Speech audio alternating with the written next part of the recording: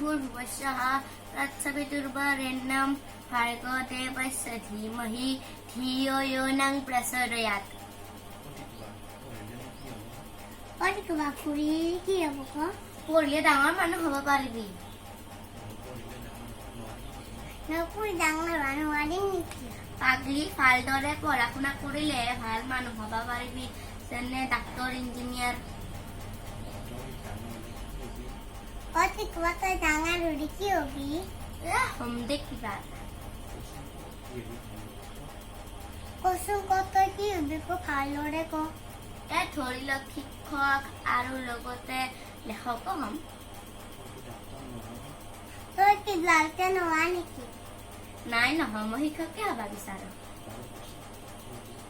আৰু কচোন তই কি হবি? মই আকৌ নোযা।